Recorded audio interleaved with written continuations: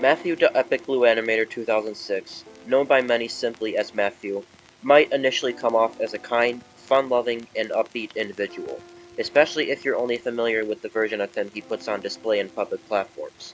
At first glance, he seems like the kind of individual who's supportive, approachable, and easy to be around. He presents himself in such a way that it's almost disarming, and to many individuals, that charm works. But what I've learned the hard way is that this surface-level individual doesn't tell the full story. Behind that friendly mask lies something far more troubling, something darker. And today, I'm going to be talking about all of it, every bit, every layer of manipulation, betrayal, and change that I've personally witnessed over the course of knowing him. The truth is, Matthew and I share quite a bit of history. This isn't some distant acquaintance I'm talking about, no. At one point, we were close, really close. We had a solid friendship built on shared hobbies, late-night chats, and hours upon hours of gameplay. We bonded especially over Roblox, a game we both loved and invested so much time into. I can vividly remember us jumping into games together day after day, the three we played the most being Local Official, Greenville, and Murder Mystery 2. There were others, sure, but those three hold the most memories. Good ones, at least at the time. They were our digital playgrounds, our little escape. I remember showing Matthew all of my Roblox accomplishments, things I was genuinely proud of. After all, I'd been playing since June 2014, back when I was still just a guest, and I finally made an actual account in February 2015. That history meant something to me, and I thought it meant something to him too. For a while, it felt like it did. I had even trusted him enough to talk about some serious things I hoped he could grow from. There were moments when he did listen, he understood. He even changed for the better, or so I thought. But as time went on, something in him began to shift. It wasn't instant. It crept in gradually, like a shadow getting longer and darker as the sun sets. The turning point came when I made the decision to speak up about someone named Xenox, who had been acting disturbingly creepy towards another individual named Chokus. I exposed Xenox because it was the right thing to do, because staying silent would have made me complicit. But instead of standing with me, instead of supporting someone who genuinely cared about the individuals involved, Matthew turned on me. Without hesitation, he chose to side with the one causing harm. That moment, it changed everything. That choice alone reveals so much about Matthew's priorities, his values, his judgment, and the individuals he chooses to protect. And this wasn't just one misstep. It was the start of a pattern, a deep unraveling of who he truly is underneath that well-crafted image. And trust me, there's a lot more to say, so let's begin peeling back the layers. This is only the beginning.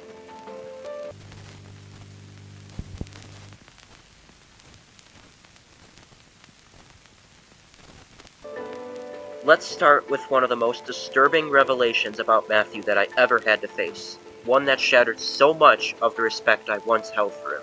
It might sound unbelievable at first, even absurd, but unfortunately, it's true, and I wish it wasn't true.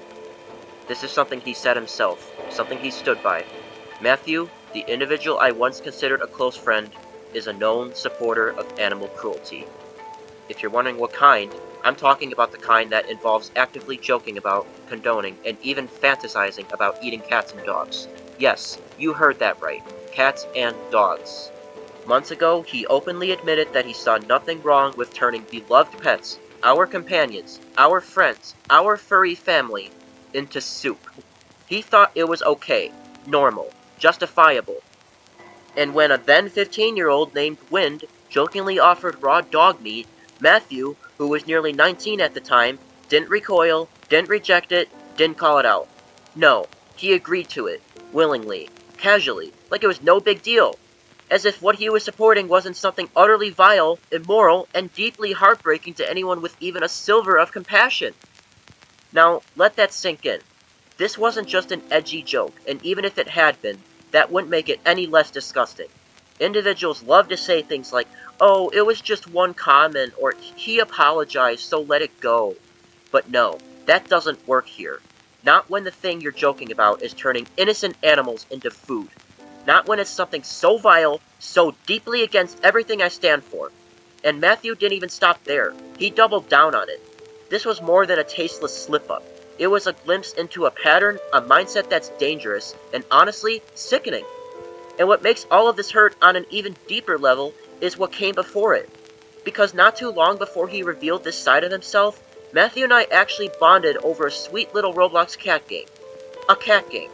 We spent hours there, and at the time, I remember feeling this sense of warmth, like we both shared something wholesome, gentle, and beautiful. He even made a cat-themed avatar for himself. He chose to present himself as a feline in a digital world, where we both got to live out this fun, cozy, cat-like life together. But that version of him, it's long gone. Now he's become someone I can only describe as a monster. Someone who doesn't just dismiss empathy for animals, but actively mocks it. He threw all of that away. He discarded it like it never mattered. And to say it's sickening doesn't even begin to cover it. It's devastating. It's enraging. It's evil. I make this very clear. I am, and have always been, a fierce and unapologetic supporter of animals, especially cats and dogs.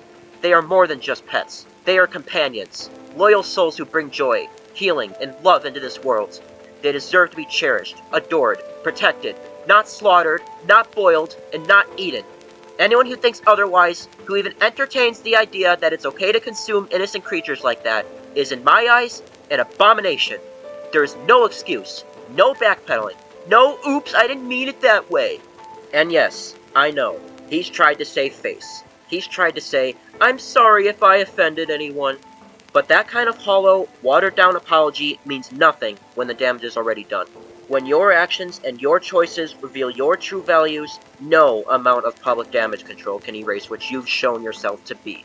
Once you've revealed that you're willing to joke about harming animals, or worse, actually support it, that stain never washes out.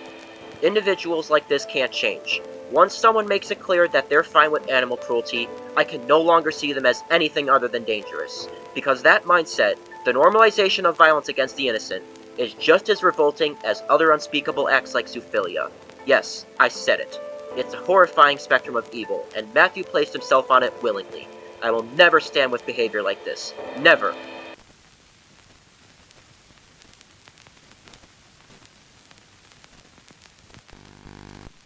Let's now talk about something that also absolutely cannot be ignored or swept under the rug.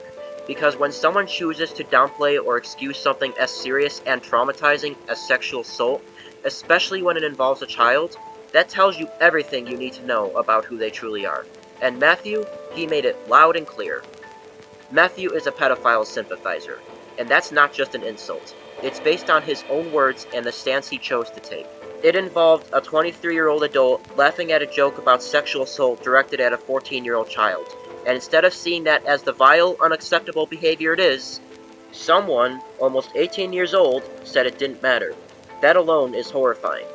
But what's even more horrifying is that Matthew defended this scenario. He argued that this situation was somehow forgivable. He didn't label it as instantly disqualifying, as irredeemable, or as something that should never be tolerated under any circumstance. Instead, he opened the door to forgiveness, for a scenario where a legal adult made light of a sexual assault involving a child. And let me remind you, Matthew was already 18 when he said this. An adult. Someone who should have fully grasped the gravity of what was happening. And yet, he stood on the wrong side. He made it crystal clear that to him, this didn't cross the line far enough to be considered unforgivable. But let me make this clear for everyone listening. There are some things in life that should be universally condemned. Some acts that, regardless of context, intent, or apology, are always wrong. And laughing at or defending anything that even remotely involves the sexual assault of a minor is one of those things. There is no nuance here. There is no gray area. If you're old enough to understand what sexual assault is, then you're old enough to know that it's not a joke. It's not forgivable. It's not okay. And if you try to say otherwise, then you're no better than the abuser. That's the reality. For Matthew to even entertain the idea that forgiveness is possible in that situation, it speaks volumes about his character, or rather, his complete lack of it. This wasn't just a disagreement. This wasn't a misunderstanding. It was a deliberate defense of a predatory mindset, and it was made by someone who, at that point, should have already known better. He didn't have the excuse of being a clueless child. He had the awareness, the intelligence, and the age to do the right thing, and he chose not to. He made that choice, and now he has to live with the fact that individuals see him for who he truly is.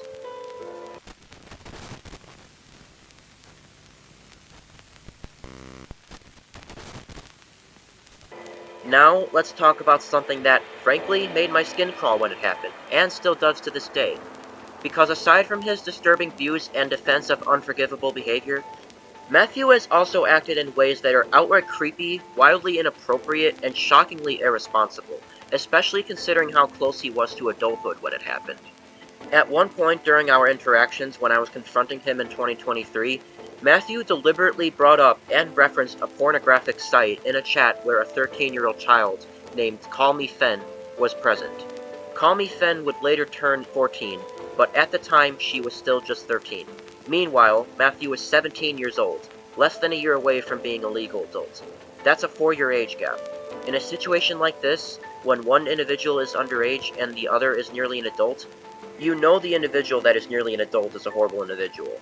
The power dynamic, the intent, the consequences, it all comes into play. Now, Matthew later tried to downplay this incident by claiming he didn't know that the site he posted was a pornographic website, but let's be real. How believable is that truly? This wasn't a confusing or vague site name. It's literally a slang-heavy title that all but screams what it is. And even if we gave him the biggest benefit of the doubt for 1 second, he still used that term repeatedly, turning it into a running joke. His entire sense of humor revolved around it at the time. He didn't just mention it once and move on. He made it a theme, a personality, a punchline. You'd think that someone who was only months away from adulthood would have done even minimal research before throwing around terms like that in front of children. You'd think he would have paused, thought twice, Googled it, something. But instead, he chose to lean into it, to joke about it constantly, without a single thought for how that might affect the younger individuals he was interacting with. And yes, I know some individuals are gonna say, well, he was just 17, maybe he didn't know better. But let me tell you something. At 17, you absolutely should know better. You're more than old enough to understand the concept of age-appropriate behavior. You're more than capable of realizing that referencing or joking about adult content around children is wrong. He wasn't some clueless little kid. He was almost an adult, and yet, he still did it. Whether it was ignorance, immaturity, or something darker, it doesn't change the fact that he exposed a child to adult content. It doesn't change how incredibly reckless, tone-deaf, and creepy it was. And it certainly doesn't undo the fact that he never took real responsibility for it. He just offered excuses, like he always does. And I'm sorry, but when you're almost an adult, I didn't know is no longer an excuse. It's a warning sign.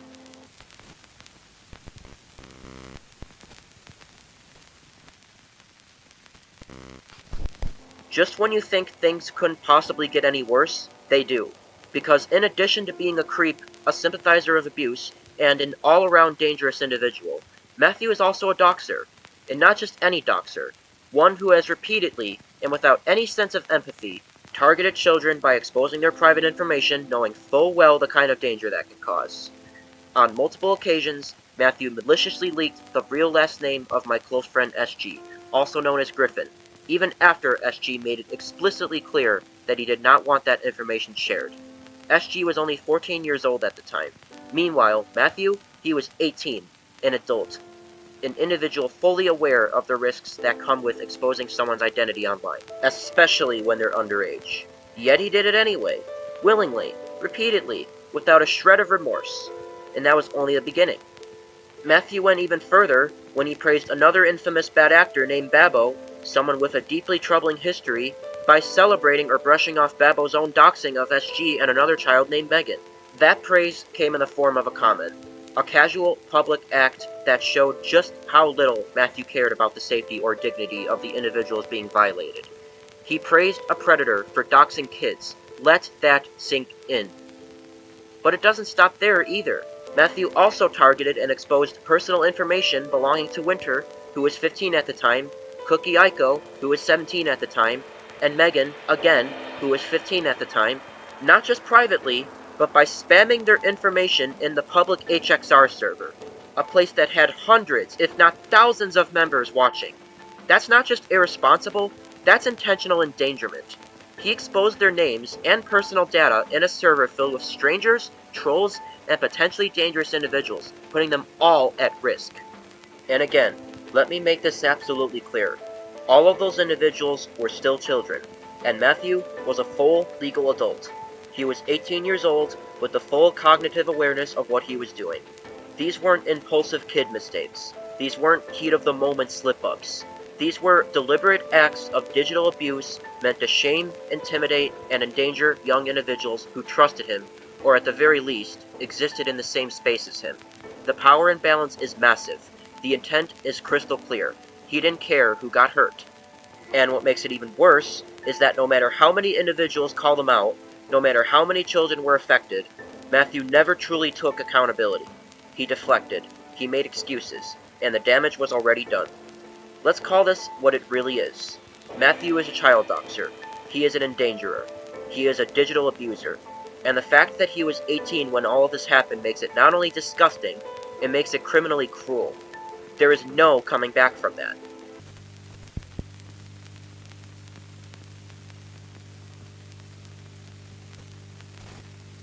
As if everything up to this point hasn't already made Matthew's lack of morality disturbingly clear, there's another layer to his behavior that cannot be overlooked, and that's his willingness to stand by and do absolutely nothing in the face of real targeted abuse, and even worse, to laugh at it. I'm talking about Crimson, a figure known for being blatantly racist, homophobic, and transphobic. This is not some vague accusation. Crimson has made openly hateful remarks targeting marginalized communities and has shown a consistent pattern of prejudice and cruelty. Anyone with even the tiniest shred of empathy or respect for human rights would have condemned his behavior on the spot. But Matthew didn't just stay silent, he laughed. He laughed while Crimson sexually harassed Megan's family. Think about that. Sexual harassment is one of the most serious violations someone can commit, especially when it's directed towards innocent individuals who weren't even involved in the situation. Megan's family was targeted, and instead of defending them, instead of stepping in, instead of showing any basic living being decency, Matthew chose to laugh. He laughed in the face of cruelty. He laughed in the face of sexual harassment. And through that act, he showed exactly where his loyalty lies, with the abuser, not the victims. By doing nothing, and worse, by finding it funny, Matthew proved that he is, at best, completely indifferent to the suffering of others, and at worst, an enabler who actively enjoys watching individuals be degraded. His laughter wasn't innocent. It was a choice to mock victims instead of protect them, to stand on the sidelines and treat real harm as entertainment. And let's not pretend that this behavior is neutral or meaningless. When someone laughs at sexual harassment, they are supporting it. They are sending a clear message that they see nothing wrong with it, that they are okay with it continuing, maybe even encouraging it. And in Matthew's case, given his history of predatory jokes and boundary-crossing behavior, it raises another chilling question. If he can laugh at someone else sexually harassing Megan's family, who says he wouldn't want to do it himself? That's not an exaggeration, that's a real fear. When someone shows they find this kind of violation amusing, when they defend or minimize abusers, when they repeatedly stand beside toxic individuals like Crimson and say nothing, they are complicit. They are participating in the harm, even if they never type the words themselves. Matthew's actions here, or rather his lack of action, paint a dark picture. He is not someone who merely didn't want to get involved. He is someone who chose to be a spectator to someone else's pain and laughed about it. There's a word for that. Sick.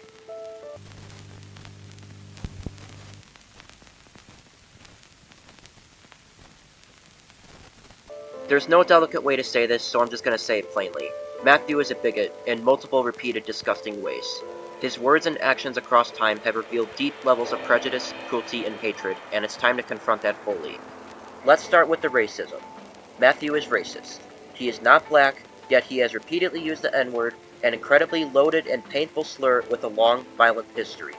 He has used it casually as if it's just another word to him, completely ignoring the suffering and systemic oppression that it carries. And when confronted about it, instead of apologizing and learning, he tried to excuse himself by claiming he's part Native American. But let's be absolutely clear. Being Native American does not make it okay to say racial slurs targeting those that are black. These are two completely separate communities we are talking about, with different histories of marginalization, and pretending that being from one gives you a pass to harm another is not just ignorant, it's deeply disrespectful.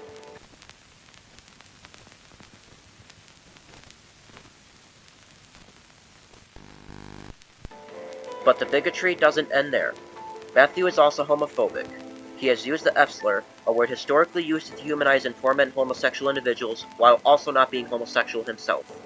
One of the individuals he used it against was my former friend Maddie, who, regardless of her later actions, did not deserve to be called that slur. And let's be real here, it doesn't matter if someone turns out to be problematic or flawed. The usage of slurs is never justified. Bigotry is bigotry, and throwing around slurs like that just reveals how comfortable Matthew is with using hate speech when it suits him. Not only did he repeatedly use the F slur, but he also mocked Maddie's pansexuality again and again by making fun of the prefix pan in a childish, ignorant way. He acted as though the pan prefix meant she was attracted to literal kitchen pans, turning her identity into a joke. It was blatant mockery, and it was cruel. And for the record, because apparently Matthew never cared enough to learn, the pan in pansexuality comes from the Greek prefix meaning all, as in being attracted to all genders, not objects. This isn't just an innocent misunderstanding. It's willful ignorance used to belittle someone's identity, and he did it publicly, repeatedly, and shamelessly. This is not someone who just doesn't get it. This is someone who chooses to punch down, someone who uses queer identities as a punchline while hiding behind fake cluelessness. And when someone shows you who they are through repeated acts of mockery and slurs, believe they are horrible when you see them doing that.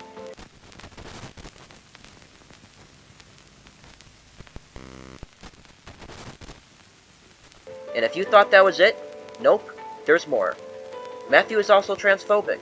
He has used one of the T-slurs, a derogatory term used to mock transgender individuals, and he has gone out of his way to insult Maddie again, this time for being bigender. He disrespected his identity, mocked it, and dismissed his existence as if being bigender wasn't real or worthy of dignity in his eyes. This kind of behavior doesn't just hurt individuals, it contributes to the culture of harm, rejection, and violence that so many transgender and non-binary individuals already face every single day.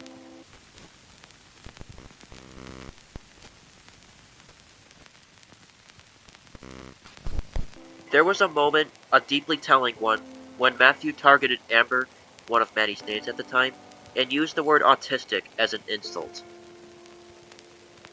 Not in a clinical, respectful, or understanding way, not in a discussion, but as a way to put someone down, as a way to make them feel less than, to degrade them. And let me be absolutely clear, using autism as an insult is ableism. Full stop. It is cruel. It is hurtful. And it perpetuates the stigma that neurodivergent individuals, especially those on the autism spectrum, are somehow worthless, are targets to be mocked, or are weird in a way that deserves ridicule. Autistic individuals already face so many challenges in a world that rarely accommodates them, let alone celebrates them. They deal with misunderstanding, exclusion, bullying, and isolation every single day, and when someone like Matthew uses autistic as a slur, he's actively contributing to that suffering. He's reinforcing the idea that individuals with autism are something to laugh at, something to shame others with, something bad. And the worst part? He didn't even care. There was no apology, no reflection, no sign that he understood the weight of what he said. Just another heartless comment tossed into the air like it meant nothing. But it does mean something. It means everything to the individuals who have been hurt, mocked, or misunderstood for who they are. It means pain. It means dismissal. It means that someone like Matthew sees them as a joke instead of a living being deserving of dignity, and that is unacceptable. Ableism, especially this casual, everyday kind of ableism, often goes ignored or minimized, but not here, not now, not anymore. Because every form of bigotry deserves to be called out, and mocking neurodivergence is no exception.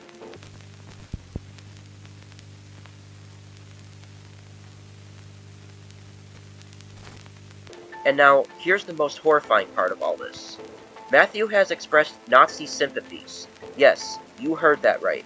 He has shared multiple videos that include swastikas, and worse yet, he has made hateful anti-Semitic jokes at the expense of Jewish individuals. This includes him using the K-slur, an incredibly offensive term with a long history of being used to persecute and dehumanize Jewish individuals. This isn't just bad taste, this isn't dark humor, this is hate. Real, violent, genocidal hate. And to even dabble in Nazi symbolism or mock Jewish suffering shows complete disregard for millions of lives and generations of trauma.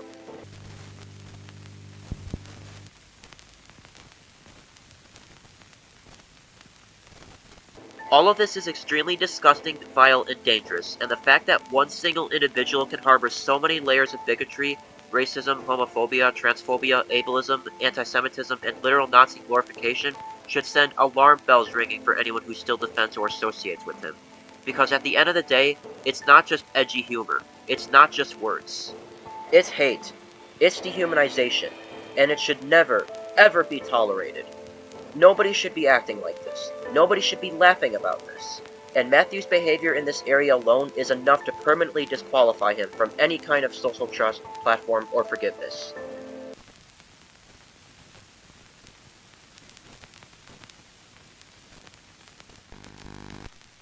This next part is one of the hardest to talk about, but it's also one of the most important, because Matthew's actions haven't just been harmful, they've been life-threatening. Due to the relentless pain he caused, Matthew made Megan feel so hopeless, so broken down, that she openly expressed wanting to shoot herself with a gun because of him. And if that doesn't make your heart stop for a second, I don't know what will. Just let that sit for a moment. Someone was pushed so far by Matthew's behavior that they contemplated ending their own life because of him, because of the things he said, the way he treated her, the relentless negativity and harassment she faced under his influence. That is not something small. That is not a joke gone too far or a situation that can be brushed aside. That is almost a death. A real living being with a beating heart, nearly gone because of the actions and words of one deeply irresponsible, cruel individual. If Megan had followed through, it would have changed everything, and Matthew would have been a part of that forever. Let's be honest, if you bring someone to the point where they feel like dying is the only way out, you are no longer just mean or problematic. You are a danger, and Matthew showed no empathy, no regret, no understanding of the weight of his actions. And it terrifies me to think that someone so casual about that level of harm is still walking around like nothing happened.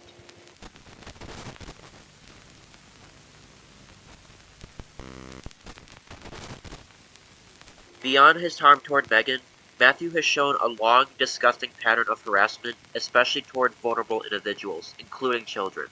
One of his many targets was a 15-year-old named Bella, who was only 14 at the time when Matthew began bullying her. He insulted her appearance, calling her a cow, reducing her to a cruel, body-shaming punchline. That alone would be enough to shatter someone's confidence, but he didn't stop there. At the time, Bella identified as a non-binary, but didn't reveal it until later, so Matthew was under the assumption they were female but still labeled them as a man regardless. Since then, Bella has come out as a demigirl, but to Matthew, their identity didn't matter. All that mattered to him was having another target to mock, belittle, and humiliate. Mocking someone's gender identity is never okay. Ever. And just like with Megan, he went after her too. He repeatedly told individuals to dislike Megan, actively rallying hate against them like it was some kind of game. He fat-shamed her, making fun of her body in the cruelest ways possible. And perhaps most chilling of all, he even mocked their suicidal feelings. That's not just bullying, that's emotional abuse. To make fun of someone for being suicidal, to laugh at their suffering, to shame them for the darkest, most vulnerable feelings an individual can have, that's pure cruelty. It's heartless. It shows exactly how far gone Matthew is when it comes to basic living being empathy. Because to him, pain is funny, suffering is something to exploit, and it doesn't matter how old the individual is, how fragile their state of mind is, or how many times they say please stop. He'll keep going. He always does. This is not someone who simply makes mistakes. This is someone who harasses and humiliates others deliberately, for attention, for entertainment, or simply because he knows he can get away with it. And the individuals he hurts? They're left picking up the pieces.